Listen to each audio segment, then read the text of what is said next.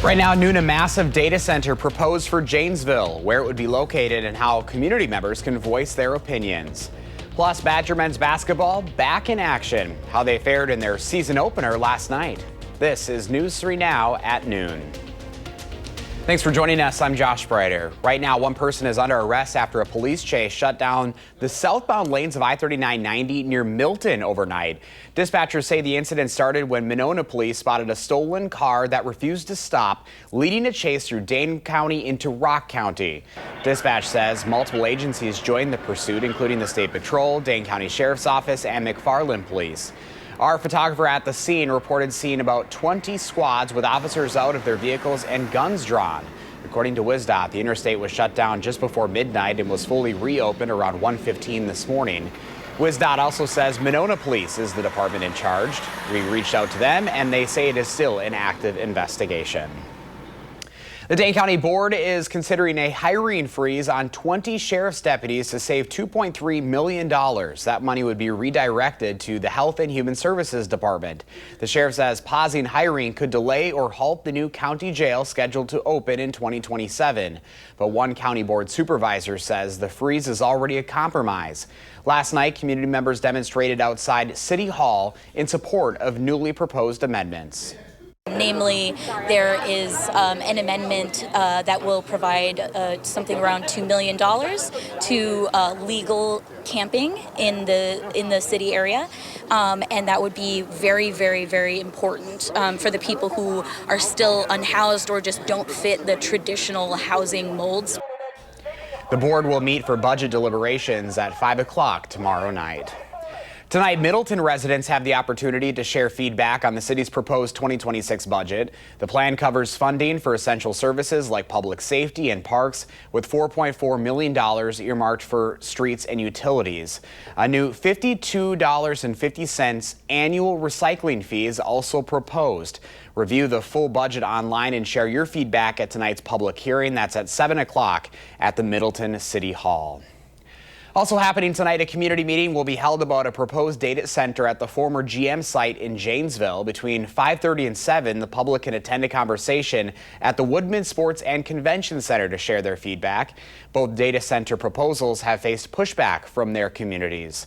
The Environmental and Energy Study Institute reports data centers produce millions of tons of carbon emissions and can consume up to 5 million gallons of water daily.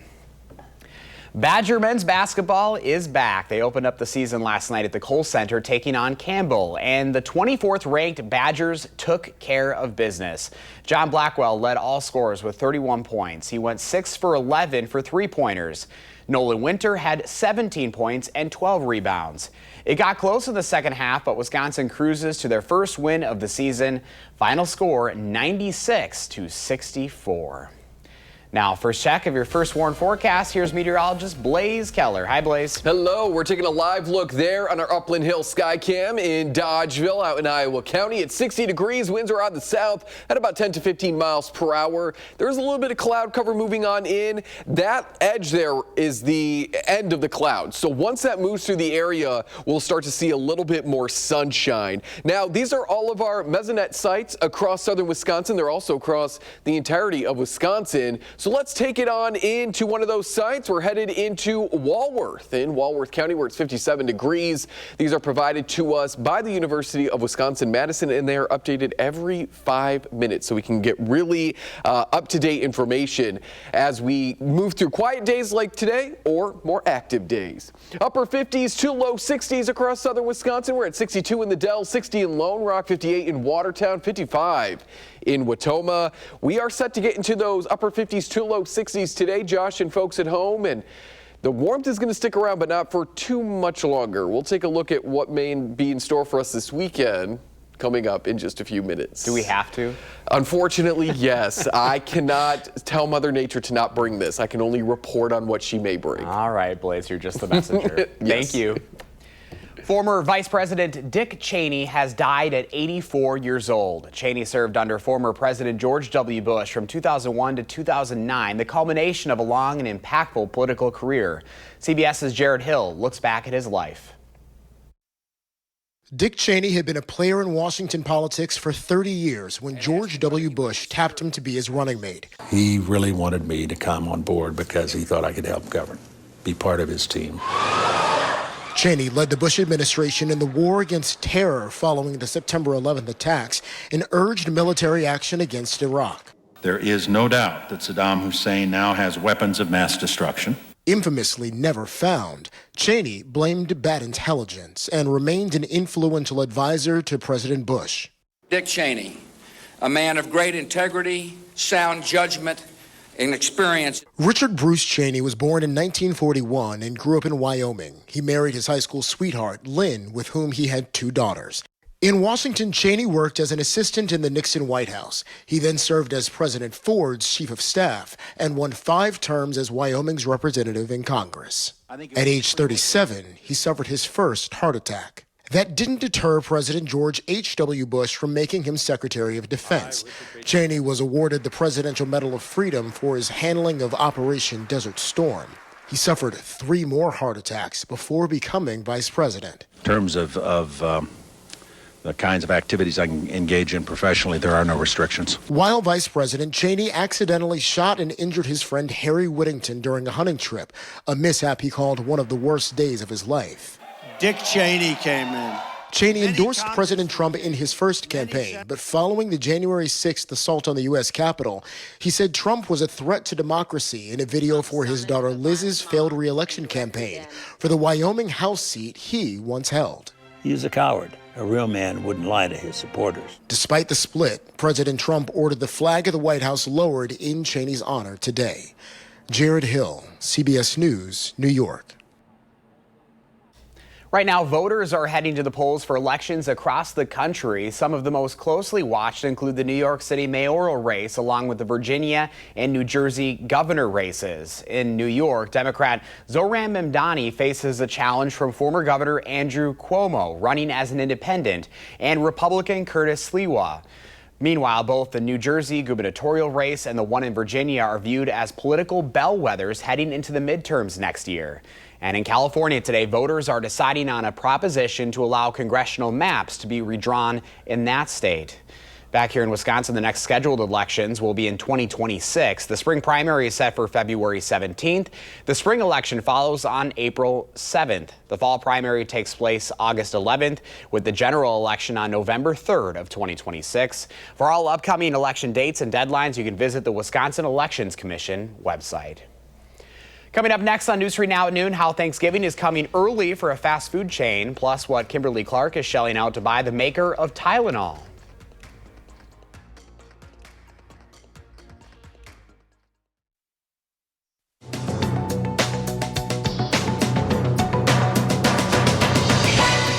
Restaurant chain Denny's says it's been acquired by a group of investment firms in a deal worth around $620 million. The company's CEO says it contacted more than 40 potential buyers and received multiple offers. The deal is expected to be completed in early 2026. And afterwards, Denny's will no longer be publicly listed on the NASDAQ. According to the chain, there are more than 1,500 Denny's restaurants around the country, most of them franchised or licensed. That news came as Kimberly Clark announced it's buying Tylenol maker Kenvue in a deal worth nearly $49 billion. The merger combines 2 companies with a massive consumer health portfolio, which includes brands like Huggies, Band-Aid, Kleenex, and Aveeno. The deal comes weeks after the Trump administration made public claims that the use of the active ingredient in Tylenol, acetaminophen, during pregnancy may be associated with increased autism risk, though medical experts contend that Tylenol usage is safe. And Thanksgiving is coming early to Subway.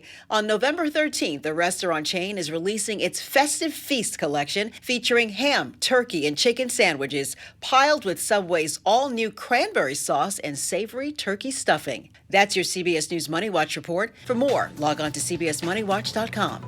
At the CBS Broadcast Center, I'm Carissa Lawson.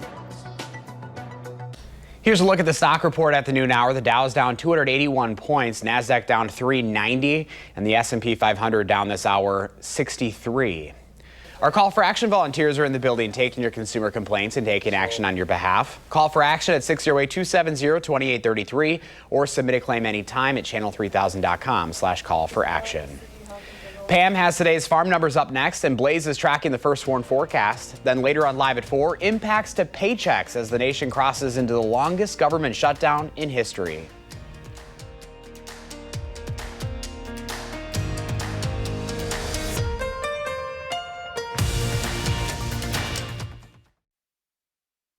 Welcome back. Let's check in now with Pam Yankee for the Midwest Farm Report. Hi, Pam. Hi, Josh. Yeah, it's beautiful weather continuing around Wisconsin. You know, here it is, front part of November, and still looking for a little moisture. Not today, not right now. A lot of my Wisconsin farmers have been talking and texting me about the moisture levels going up a little bit in the crop. So they're taking their time. You're still going to notice a lot of large farm equipment out there on our rural roads, so be careful. Wisconsin farmers trying to remain optimistic about their chances of resuming trade with China, especially our Wisconsin soybean growers. We got a pretty good crop out there, but now farmers are having to decide, are they going to hang on to it, store it, or sell it? Wisconsin Soybean Association, Wisconsin Soybean Marketing Board came out with a statement last week as far as their situation with China. Doug Rebout, president of the Wisconsin Soybean Association, said that right now they remain optimistic. They know that this is an important market for them. They also noted that they are trying to remain optimistic that some of the losses that they experienced earlier in 2025 will hopefully be offset by larger sales from China going into 2026. And just about the time the statement was issued, we learned that now more Brazilian beans going back into China. So again, Wisconsin Soybean Association paying attention to this developing story. Here at home, we're also paying attention to what's going on with the Affordable Care Act that a lot of Wisconsin farmers depend on. Stephanie Plaster, who's a UW Extension business outreach specialist, says a lot of farm couples, just a husband and wife, don't worry about themselves going to the doctor, but as soon as kids come into the picture, then all of a sudden they're very concerned about having quality health care available for their kids. So a lot of farm families depending on the Affordable Care Act and resolution in Washington, D.C. And finally, just a quick update, the Senator Howard Markline saying that the two bills that have been signed into law for our emergency responders designed to try to reimburse them for education expense for those volunteers that step forward and also increase the reimbursement for medical runs in rural communities where they're going out quite a little while. Yep, Wisconsin honey producers. I visited with the American Honey Queen yesterday. You'll be hearing more about that and seeing some pictures of her work tomorrow. They're in Wisconsin getting ready for their big convention later this week. And again, just reminding you, if you're looking for a brochure, you want to join us, the London tour is going to be looking for our final reservations before December 1st. So you got a few days left, but if you're looking for that brochure or want to find out more, there's how you can find it. Or reach out to me directly. All right, today, one of the markets I'm watching very, very closely is dairy, with the continued question marks about what's going to happen with SNAP and even our food share resources here in Wisconsin. Dairy could be one of those perishable goods that's really going to be negatively impacted. Today, that's exactly what we see. Again, after a lousy Monday, barrel cheese down another nickel at $1.70. 40-pound block cheese drops $1 3/4 to $1.64 3/4. And even double A butter today down 7 3/4 cents to $1.50 a pound. Josh, that is what we'd call a precipitous drop in our dairy components, our barrel and block cheese, our double A butter. And like I said, as we talked about last week, I'm afraid it's really kind of closely connected with people's disposable income and those SNAP food share benefits. Wow. All right. A lot to watch, Pam. Thank you. Appreciate your time today. You bet. The Goodman Community Center is asking for your help right now with its Thanksgiving basket drive. The annual drive provides the fixings for families to make a full Thanksgiving meal at home. Starting November 15th, you can donate the food and money needed to fill 4,000 baskets. One way to help is to set up a food drive. The center has provided grocery lists, posters, and tips to make the drive successful. Financial donations can be made online right now at goodmancenter.org/donate. Well, time now for your certified most accurate forecast with First Warn meteorologist Blaze Keller. Hi, Blaze. Hello. We are looking at a warm, breezy, and generally sunny first full week of November. The nice conditions, depending on who you ask, will be lasting through at least Friday of this week. There's a little bit of rain that will move through Thursday night, but that really wraps up by the time we go into Friday morning. So the rest of Friday is looking to be pretty pleasant. And then the weekend continues to look as though we'll squeeze out some cooler temperatures along with some rain, possibly a rain-snow mix, and possibly some snow Saturday night into Sunday. So let's jump ahead to Wednesday. We are looking at a high-pressure system to move on in as we go into Wednesday. Plenty of sunshine. We're at 3 o'clock in the afternoon on Future Track here Wednesday. Winds will be breezy out of the northwest. They're out of the south today. Tomorrow they're out of the northwest, gusting upwards of maybe 25 to 30 miles per hour. They cool us down in terms of temperatures a little bit. We're still in those mid-50s as we go into Thursday.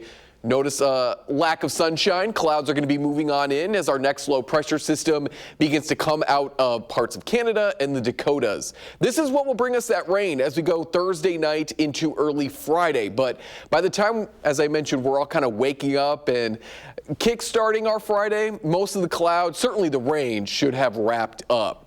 So what then is our next chance, or when then is our next chance for rain? Well, we have to look to the weekend, Saturday into Sunday.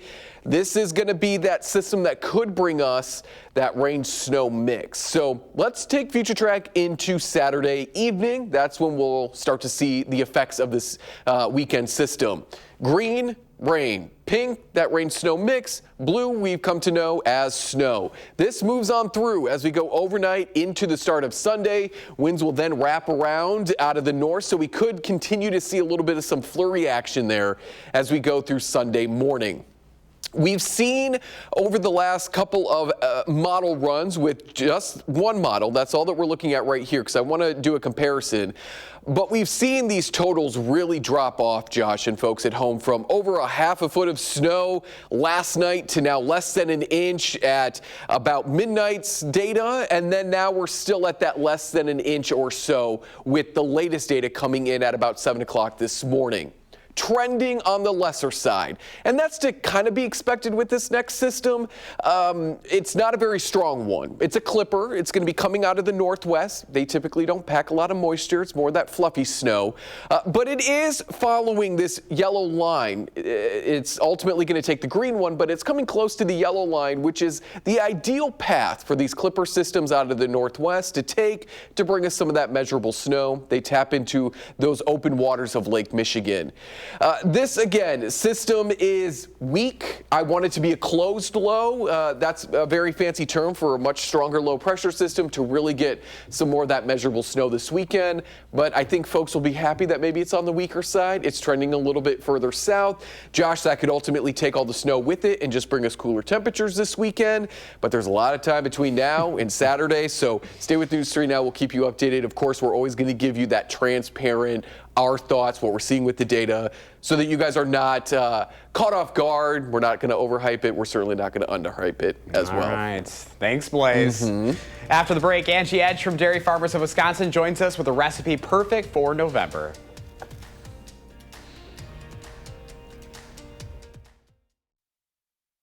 Welcome back at noon. Angie Edge from Dairy Farmers of Wisconsin is back with us. It is November. I don't know where time is going. I know, and everybody's in the mood for fall flavors. So when you're thinking about pumpkin spice lattes, pumpkin flavored things, we actually have some pumpkin brownie cheesecake bars for you that really celebrate the season. Delicious, yes. I can't wait for you to try them. And of course, when we're talking about holiday baking and this time of year, you just want to make sure you're using those real Wisconsin dairy products. So we have real butter, real Wisconsin cheese. You can top it off with some real whipped cream. So these brownies have 2 different layers in it. The base brownie layer has traditional brownie ingredients like cocoa and flour and sugar. But then in the base layer, we also have some real Wisconsin butter, which makes them creamy and delicious. And then inside the layer is a pumpkin puree combined with some Wisconsin mascarpone. And when you think about mascarpone, it's really a traditional dessert cheese. So when you have cheesecake or tiramisu or different frostings, mascarpone is delicious with that. Oh gosh, so good. Yeah, but also it's really good if you're making pastas or different types of lasagnas. You can add the mascarpone as well. It's an Italian-style cheese, and it's made by a local favorite. It's made by Crave Brothers Cheese. It's in Waterloo, Wisconsin. I love the Crave Brothers. I think we've featured this before, but it's a mascarpone soft Italian cheese, and it really highlights the farming story here in Wisconsin. because it's a third-generation dairy farm, and they use the harmony of the land and the cows and the milk to just make some beautiful Wisconsin cheeses. So it all starts with that high-quality milk on the farm to get that award-winning Wisconsin cheese. And this cheese won first place at the American Cheese Society just this year. Awesome. And it also comes in a chocolate variety as well, so you can have some fun. You can find it at your local Woodman's, Metcalf's. It's easily found, but also a great way to support local dairy farmers. So I can't wait for you to try these cheesecake bars. I'm so excited. Yeah, I've actually had an opportunity to check out their operation on site before, and it's so amazing. And you're right, it all starts right there from the farm, and it's cool to see where it starts to where it goes right in your kitchen table. Yeah, and you really can't get any fresher than that. You know, the farm is where they're milking the cows, and they make the cheese right on the farm too, so it's considered a farmstead operation. We have a handful of farmstead cheese factories right here in Wisconsin that are making cheese right on the farm, so it doesn't get better than that. Very good. You just got to look for that proudly Wisconsin cheese. Yep, and you can check out our website for these recipes and more. Awesome. Angie, thank you so much. Happy November. Thanks for coming on in. Thank you. We appreciate it. And thanks for watching News 3 Now at noon. Coming up next is The Bold and the Beautiful. Our next newscast is at 4, and we're always on at channel3000.com.